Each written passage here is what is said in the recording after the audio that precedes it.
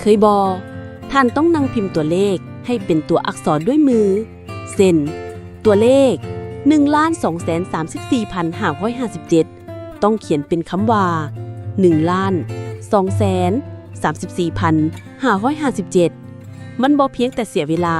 แต่ยังเฮ็ดให้เกิดความผิดพลาดได้ง่ายๆและถ้าเอกสารนั้นเป็นสัญญาหรือเอกสารทางการเงินผิดพลาดน้อยๆก็อาจกลายเป็นผลเสียหายใหญ่ได้แต่เดี๋ยวนี้มีคำตอบที่ง่ายและทันสมัย IT Spell Number Add-in สำหรับ Excel ที่จะช่วยแปลงตัวเลขให้เป็นข้อความอัตโนมัติในภาษาที่ท่านต้องการเพียงแต่ใส่สูตร IT Spell Number ใน Excel ตัวเลขจะถูกแปลงเป็นภาษาโดยทันที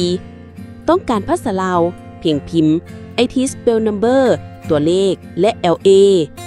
เลขทุกหลักจะกลายเป็นภาษาลาวที่ถูกต้องครบถ้วนต้องการภาษาไทยเพียงเปลี่ยน LA เป็น TH ภาษาอังกฤษใส่ US ภาษาเวียดนามใส่ VN ภาษาจีนใส่ CN เพียงเท่านั้นมันรองรับภาษาหลายสำหรับธุรกิจสากลไม่ว่าจะเป็นกีบบาทดอลลาร์ดมหรือหยวน IT Spell Number สามารถแปลงได้ทันทีถูกต้องและมีมาตรฐานมันบ่เพียงแต่ช่วยให้ท่านประหยัดเวลาแต่ยังลดความผิดพลาดและสร้างความน่าเชื่อถือให้เอกสารของท่าน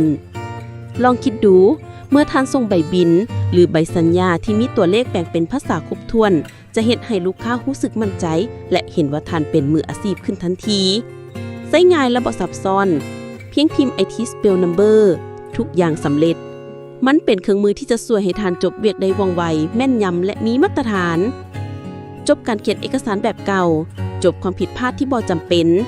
เลือก IT Spell Number เครื่องมือสำคัญของธุรกิจสมัยใหม่โปรโมชั่นพิเศษลดราคา 50% สำหรับผู้เห็นวิดีโอนี้ภายใน 7 มื้อเท่านั้น IT Spell Number